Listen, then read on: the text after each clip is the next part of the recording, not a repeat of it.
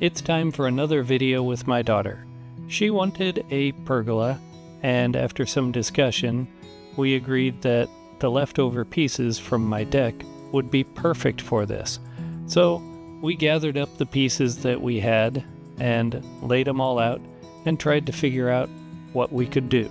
This isn't even the first project that we've made out of these leftover decking scraps.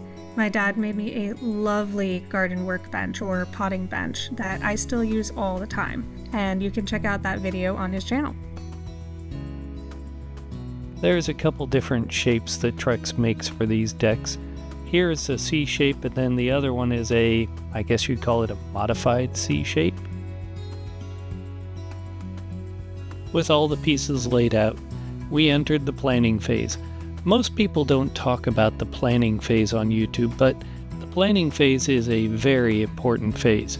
As you can see here by the shadows passing, it took us almost a whole afternoon to figure out which pieces we wanted where, how much we had, and how things would fit together.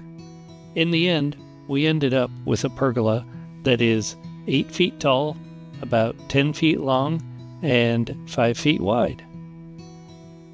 As a result of our day planning, here's the sketches Rachel made showing each piece and where it goes. Then it was on to cutting the beams to the appropriate length and etc. Just mark the beam with a Sharpie and cut it with a special blade that you purchase at the big box store. The blades last fairly long for some cuts, but in the end they do get dull pretty quick. So with them getting dull pretty quick, you need to sharpen them or purchase new ones. I was a little bit, how shall I say, naive. Yes, I was a little bit naive about blade sharpening when I did my deck, and I ended up purchasing new ones each time I needed it. Now I know that I can sharpen these blades a few times before I have to purchase a new one. Sharpening is almost back to the new, but not quite as good. But when it costs about, what, $30 a blade, $35 a blade, I'm going to sharpen it as many times as I can. So Rachel wanted to help in this, of course, as she always does. So with Rachel helping, she's learning, and what a better way to spend time with your daughter than to build things and have her learn and become self-sufficient herself. I kind of like that. I do want to point out that we're wearing face shields when we're doing the cutting and grinding. When you're doing the cutting, there's little bits of metal that literally fly everywhere. And grinding, of course, more little bits of metal flying. So anything you can do to protect yourself, you do need to do. It may not be obvious, but we are wearing hearing protection as well as safety glasses under the face shield, so that way we're as protected as we can be, in addition to the gloves that we have on. The gloves I'm wearing are specifically designed for cut resistance. So when you're dealing with the sharp edges, you may want to think about the type of glove you're wearing, that you want to make sure it's cut resistant for metal objects like this.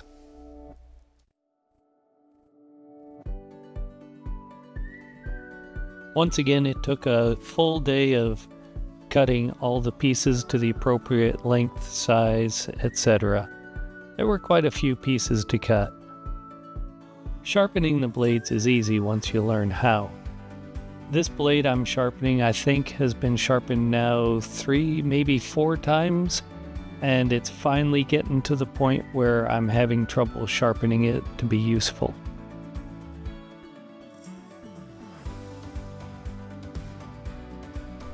There were a lot of reasons that we spent so much of our time grinding down these pieces. First of all, we didn't want any jagged edges because, of course, cutting ourselves on a jagged edge while we're assembling would be no good. Second of all, it's gonna look better if it doesn't have jagged edges, but third and most importantly, this structure was designed to be climbed. I'm going to be growing lots of fruit on it, and I want to be able to get up there without a ladder to be able to harvest from the top. Some of the pieces needed to be cut lengthwise in half. These would be the ladder pieces on each end of the pergola. Here I am, cutting a piece lengthwise for that purpose. To support the beam as we were cutting it lengthwise, you can see we have pieces of wood inserted right into those corners, and they're two separate pieces of wood so we can cut right down the middle.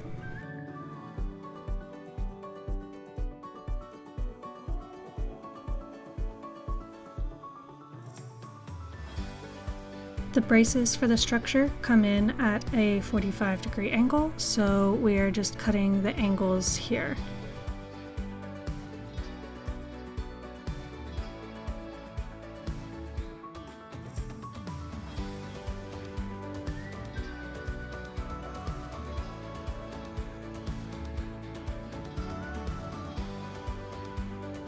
The cutoff piece is actually the exact right shape to be one of the supports for the upper beams of the pergola.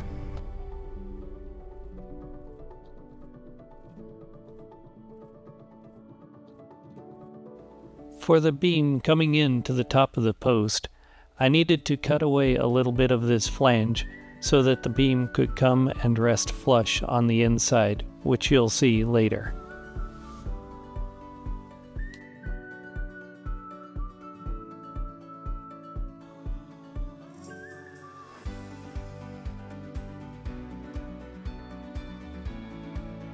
Here we are at the beginning of day 3, setting up shop again.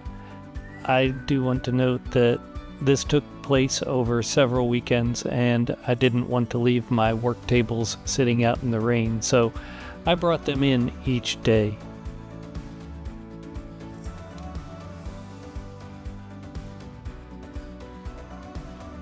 We had some final prep and cleanup that we had to do before we started assembly and painting.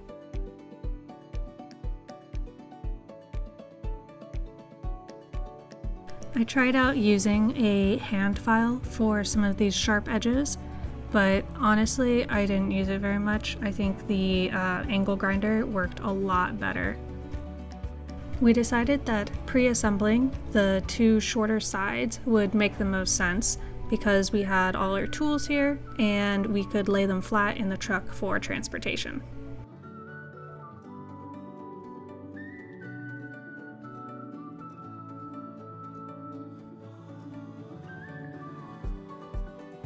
For assembly, most of the connections were made with angle brackets bought at the big box store and self-drilling, self-tapping screws.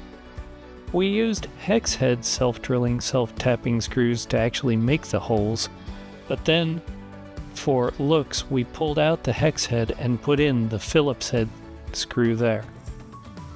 There was a lot of taking out and putting in screws, but it gives a much better overall finished look to the project. I totally agree. Having those Phillips heads on the outside makes the whole surface look a lot smoother and just more intentionally finished. And even though the Phillips head screws were also self-drilling, we opted for the hex heads for almost all of these holes just because the screwdriver bit holds onto it better. When you're trying to drill with the Phillips head, you tend to strip the Phillips head a lot. Not to mention it can get kind of wiggly. The depth that is in that hex head means that you can hold on to it better with your bit. Originally, these ladder rungs were going to overlap with the vertical posts that are holding them. However, when I decided that I wanted my pergola to be a little bit wider so it didn't look so much like a jungle gym, I had to give up that overlap so that the pieces that we had were actually long enough to make these rungs.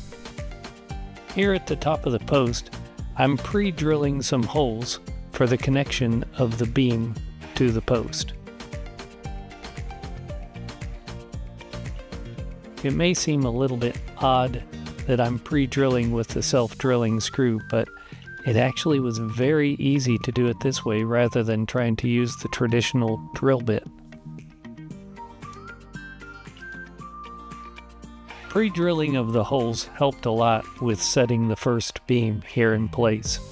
We pre-assembled this in the backyard so that we understood how things were going to fit, had the holes in the right place, and most importantly, so that we knew how we were going to erect this. Erecting it was a whole other story. We ended up coming up with a method where we would erect one end of it and the two beams, set it down, and then lift it up and carefully set it on a ladder with some blocking at the correct elevation. Then we simply lifted up the other end posts and connected those to the beams. It was during this test assembly that we realized the structure was quite a bit more wobbly than I really wanted it to be. So we decided to add more braces into our design. These braces also go in the corners and they are perpendicular to the existing braces.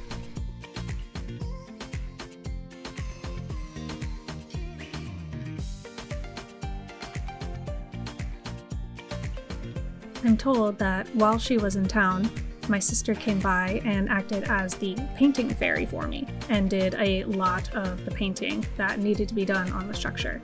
So thank you, Molly. There were quite a few pieces to paint, and I ran out of space on my work table, so we improvised with some logs that I had in the yard. I'm planning on using these logs for a future project.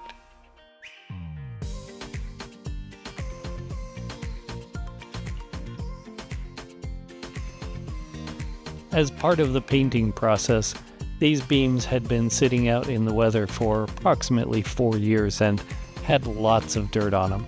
So we simply cleaned them with plain water in a bucket. Does a very good job. And here is the paint can graveyard. We went through a lot of spray paint for this project.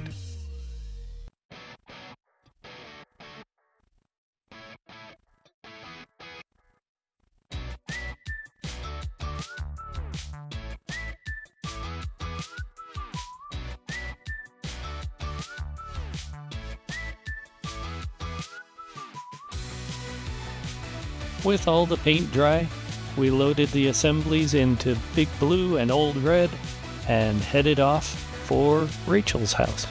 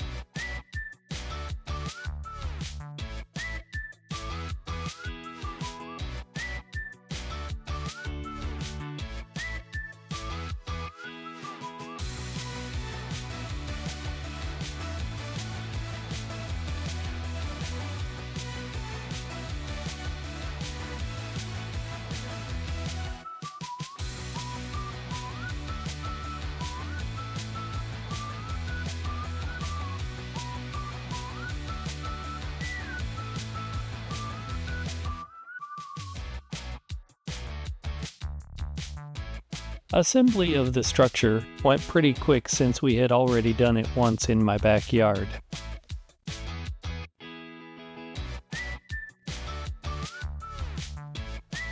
The harder part here was finding the right place for the pergola in relation to the sun and the aesthetics of Rachel's garden.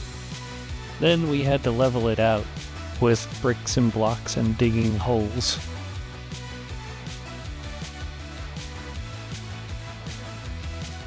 Okay, here we are, day number 2.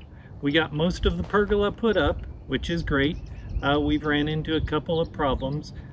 First problem is the pergola wobbles just a little bit more than we'd like, and I'll show you that here.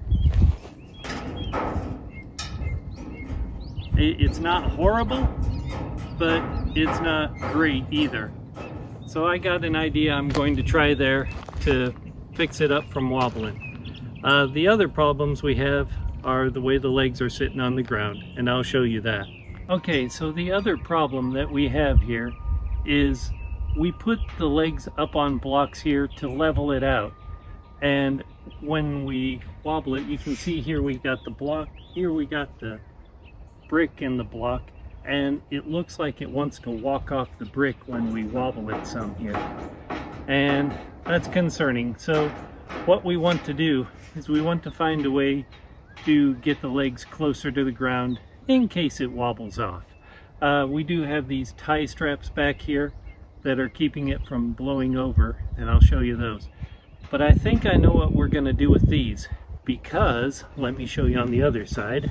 See, on this side we actually had to dig a hole because the ground is so unlevel. We went down about 6 inches here, and you can see on the other end we're up about 5-ish inches on the other end. So we couldn't dig any deeper here because we ran into rocks. So our options are either cut these legs shorter, which would be a really big pain in the butt to do, or to try and make those longer. Let me show you how I can make those longer. Okay, here's what I'm planning to do to make the legs longer on the one side. So this shape here is what the leg is made of. I also have shapes like this one here, and you can see they're just a little bit different from each other. Well, it just so happens that these were designed that one can fit right over the other like so. And so what I plan to do is add a piece like this to the leg and make it thus however much longer I need to make it.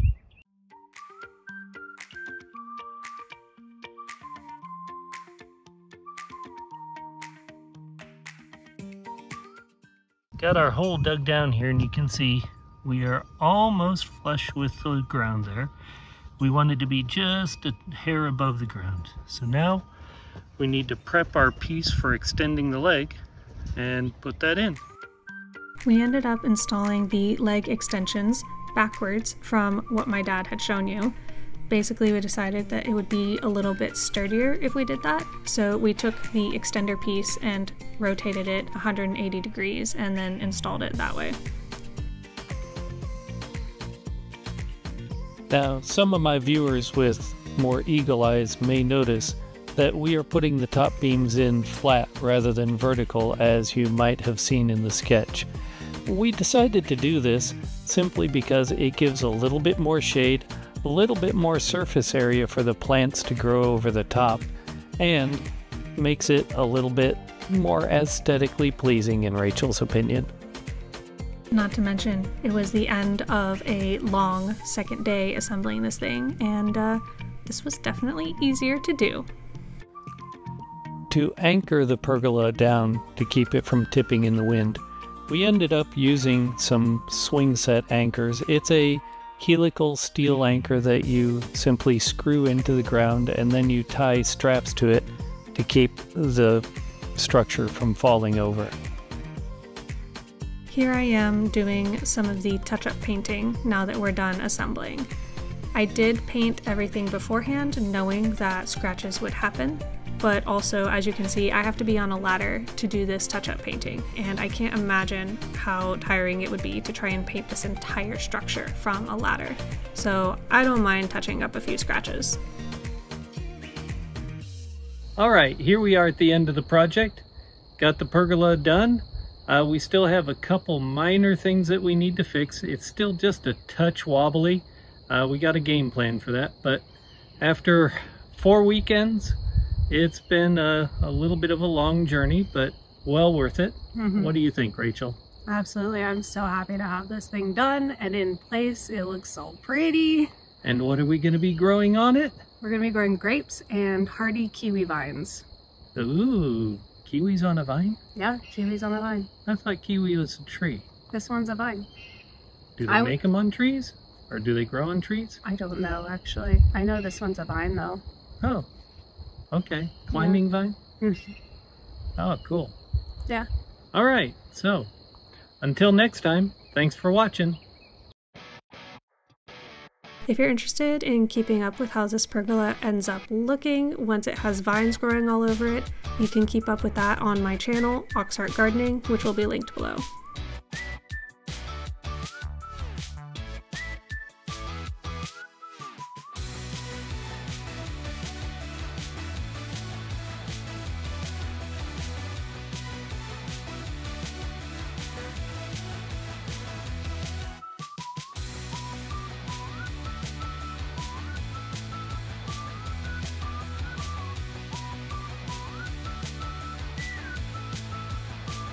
All right, here we are at the end of the video.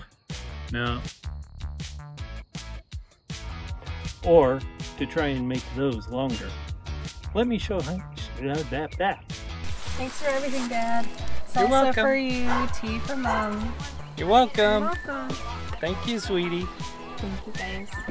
Love you. Love you too. Bye. Bye.